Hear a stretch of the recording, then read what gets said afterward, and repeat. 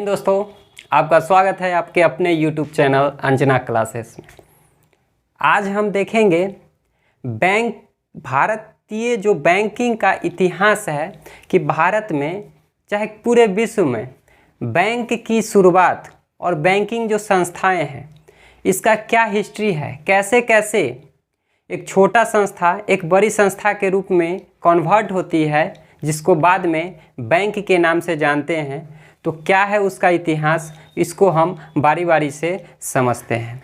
दोस्तों, हम जानेंगे कि बहुत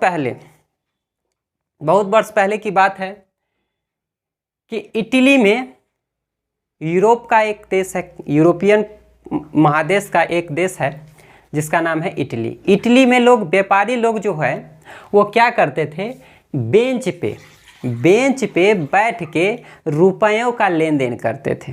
पहला टर्म यह समझना है कि इटली में व्यापारी लोग जो थे बेंच पे बैठ के रुपयों का लेन देन करते थे। तो बेंच पर बैठने के दौरान बेंच बार बार यही शब्द रिपीटेड होता था, बेंच। और वही बेंच को बैंकों कहा गया। बेंच को क्या कहा गया, बैंकों। और आने वाले दिनों में ये बेंच शब्द बैंकों बना और इतना बार बोला गया कि अंततः इसका नामकरण जो है बैंक हो गया। तो बैंक की शुरुआत जो है इटली में व्यापारी लोग करते थे। मूल रूप से हमको समझना है कि बैंक एक क्या है। आपसे कोई प्रश्न पूछेगा कि आखिर ये बैंक है क्या, तो बैंक में होता क्या है, हम या तो पैसा वहाँ देते हैं या पैसा निकालते हैं।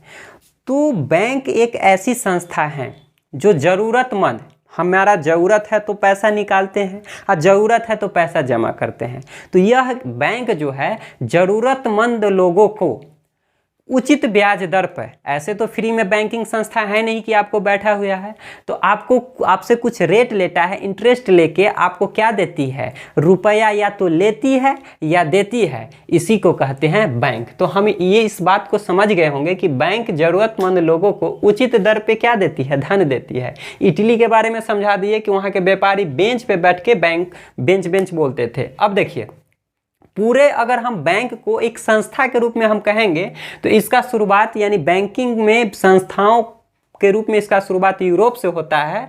और हर देश में संभवतः एक केंद्रीय बैंक होता है। उदाहरण के तौर पे अगर अपना भारत की बात करेंगे तो भारत का एक केंद्रीय बैंक यानी बैंकों का बैंक, यानी हम लोग का बैंक कोई दूसरा बैंक हो गया, और बैंकों का बैंक जो आरबीआई, जिसको रिजर्व बैंक ऑफ इंडिया कहते हैं, वो एक केंद्रीय बैंक है। तो इसकी शुरुआत लगभग 1920 के बाद से हो जाती है। यानी पूरे विश्व में जो केंद्रीय बैंक की प्रवृत्ति है कब से शुरू हो जाती है, 1920 के बाद। अब देखिए, भारतीय बैंक का हम इतिहास की बात करेंगे तो कितने टर्म से बार बार दशक में बढ़ते गया है। देखिए, उसका टर्म बाई टर्म आया। पहला हम करते हैं तो ईस्वी की बात है, 1806 से पहले की बात करेंगे। 1806 यानी भारत हमारा आज़ाद 1947 में हुआ, तो ये बात 1806 है।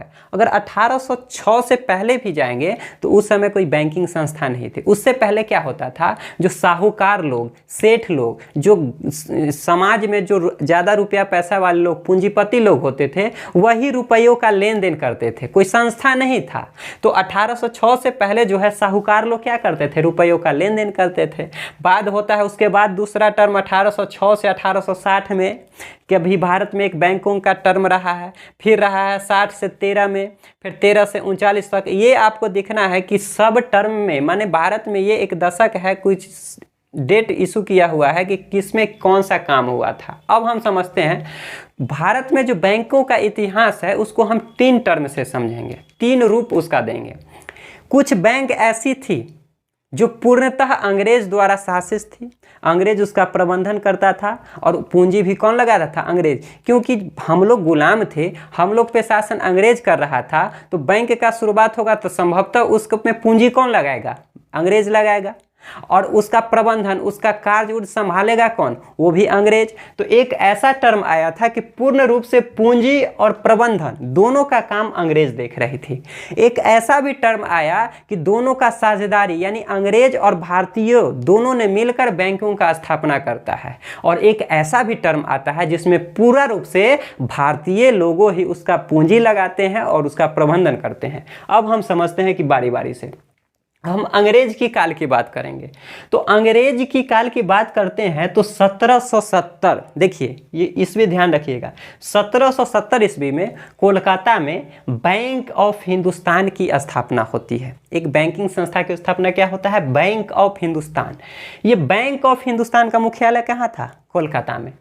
बाद में क्या होता है, समय के साथ ये बैंक ऑफ हिंदुस्तान 3 भाग में टूट जाता है। 3 अलग अलग संस्थाओं में क्या होती है? टूट जाती है। एक का नाम हो जाता है बैंक ऑफ कोलकाता, जिसका स्थापना 1806 ईस्वी में हुआ था। दूसरा हो जाता है बैंक ऑफ बॉम्बे, जिसकी स्थापना 1840 में होता है। और तीसरा संस्था हो जाता है बैंक ऑफ मद्रास, इसकी स्थापना कब हुआ? 1843। अब समझिए, 1770 में बैंक ऑफ हिंदुस्तान, जो कि भारत का सबसे पहला बैंक हो जाएगा, कौन? Bank of Hindustan. ये बाद में 3 ब्रांच में टूट गया, bank of Kolkata, bank of Bombay, bank of Madras.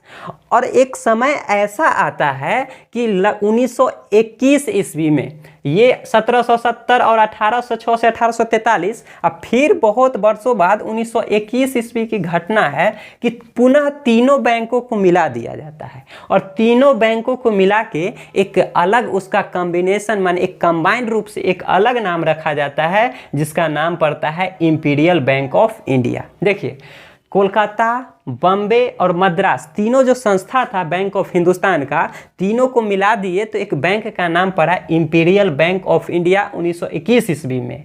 और यही जो इंपीरियल बैंक ऑफ इंडिया है, 1 जुलाई 1955 ईस्वी को इसका नाम बदल दिया जाता है एसबीआई, जिसका जो अभी भारत में सबसे बड़ी बैंक के रूप में जो उभरी है, जिसका नाम है SBI, state bank of India. तो स्टेट बैंक ऑफ इंडिया जो है, अचानक उसका स्थापना नहीं हो गया था, ये इंपीरियल बैंक ऑफ इंडिया का ही परिवर्तित नाम था, जो 1 जुलाई 1955। इसमें थोड़ा सा हम जानेंगे कि जब तीनों संस्थाएं एक साथ काम कर रही थी तो इसको जो है ना, भारत सरकार इसको नोट छापने का भी अधिकार दिया था। ये बात 1860-61 की है।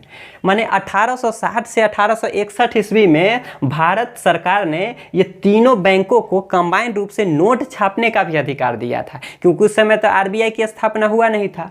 पुनः 1 साल तक ऐसा अधिकार मिला। पुनः 1862 ईस्वी की बात है कि पुनः इनसे ये अधिकार छीन लिया जाता है। तो ये था एसबीआई की स्थापना कैसे हुआ, एक टर्म बाय टर्म समझिए 1955 ईस्वी में। ये अंग्रेज के काल के थे। दूसरा आ गए अंग्रेज और भारत, यानी कहने का अर्थ है कि दूसरा जो बैंक का परिवर्तित रूप हुआ, जिसमें अंग्रेज और भारत, यानी पूंजी जो है अंग्रेज और भारत दोनों मिलकर लगाते थे। यानी उसमें पैसा किनका लगा था? अंग्रेज और भारतीय दोनों का। लेकिन अब सवाल आता है प्रबंधन का, कि उसका सारा कार्यभार, उसका सारा जो उसका संचालन कौन करेंगे? तो पहला बैंक 1865 ईस्वी की बात है, जिस बैंक का नाम है इलाहाबाद बैंक। आप लोग नाम सुने होंगे। ये इलाहाबाद बैंक की स्थापना 1865 ईस्वी में हो जाती है, जिसमें पूंजी हम बता दिए हैं कि दोनों में जो पूंजी कौन लगाएंगे, जो कि मिश्रित रूप से है तो दोनों लगाएंगे। लेकिन जो इलाहाबाद बैंक था, उसका प्रबंधन यानी उसको कंट्रोल करने का काम अंग्रेज कर रहे थे। तो बताइए, पूंजी लगा दोनों का और कंट्रोल सिर्फ कर रहे हैं अंग्रेज। तो इनसे भारतीय थोड़ा नाखुश हुए, दोनों में विवाद हुआ। पुनः इसके विवाद को थोड़ा खत्म करने के लिए इससे ही एक अलग बनाया गया, एक अलग संस्थाएं खोली गई, जिसका नाम रखा गया अवध कमर्शियल बैंक। ये अवध कमर्शियल बैंक जो था, इसकी स्थापना 1881 ईस्वी में हुआ था। कब हुआ था? 1881 ईस्वी में। इसमें भी पूंजी दोनों का लगा। लेकिन बताइए, उसको कंट्रोल यानी इलाहाबाद को कंट्रोल कर रहा था अंग्रेज, लेकिन ये जो अवध कमर्शियल बैंक हुआ, ये विवाद के कारण हुआ, जिसके कारण पूंजी तो दोनों का लगा, लेकिन इसमें कंट्रोल करने का काम कौन किया? भारतीय। तो कहने का अर्थ है, पूछेगा कि पूर्णतः जो भारत का सबसे पुराना यानी भारत का, ये देखिए इसमें भारत का कहीं भी नाम नहीं आ रहा था, इसको अंग्रेज बोला था। लेकिन अगर भारत का सबसे पुराना बैंक की बात करेंगे, इलाहाबाद बैंक। कौन हो जाएगा? इलाहाबाद बैंक। अब तीसरा जो आया था कि जब भारत में जब भारतीयों ने अपना बैंक क्यों खोला, क्योंकि 1906 ईस्वी में जब बंगाल विभाजन हुआ था तो उसके बाद भारतीयों ने स्वदेशी आंदोलन कर दिया। स्वदेशी आंदोलन कहने का अर्थ है कि हम विदेशी किसी भी चीज़ का इस्तेमाल नहीं करेंगे। भारत की जो व्यापारी थे वो अंग्रेज के द्वारा बनाया गया जो भी बैंक था उससे रुपयों का लेन देन करना छोड़ दिया। अतः भारतीयों को अपने द्वारा कंट्रोल पूंजी और कंट्रोल करके पूर्णतः भारतीय बैंक की स्थापना हुआ और उस बैंक का नाम है 1894 में इसका स्थापना हो चुका था, जिसका नाम है पंजाब नेशनल बैंक, PNB। इसको बताइए, जब ये भारतीय के द्वारा लगाया गया तो कहने का अर्थ है कि दो पूंजी यानी पैसा और कंट्रोलिंग पावर किसके पास रहेगा? भारतीय के पास रहेगा। पहले जो इसका मुख्यालय था लाहौर में, क्योंकि उस समय लाहौर आज के पाकिस्तान, उस समय भारत पाकिस्तान तो दोनों एक ही था, तो उस समय लाहौर में, लेकिन बाद में अगर वर्तमान की बात करेंगे तो इसका मुख्यालय न्यू दिल्ली यानी दिल्ली में है। अब इसका एक क्वेश्चन आता है कि ये एक ऐसा बैंक था, पंजाब नेशनल बैंक पूर्णतः भारतीयों के द्वारा बनाया गया बैंक था। तो कहने का अर्थ है कि इसमें आपको एक क्वेश्चन पूछेगा कि ये पंजाब नेशनल बैंक में प्रथम खाता यानी किस व्यक्ति का प्रथम अकाउंट खोला गया था, तो इसको ध्यान में रखना है, लाला लाजपत राय, जो कि भारतीय एक क्रांतिकारी थे, जिनका ही अकाउंट जो है पंजाब नेशनल बैंक में प्रथम बार खोला गया था।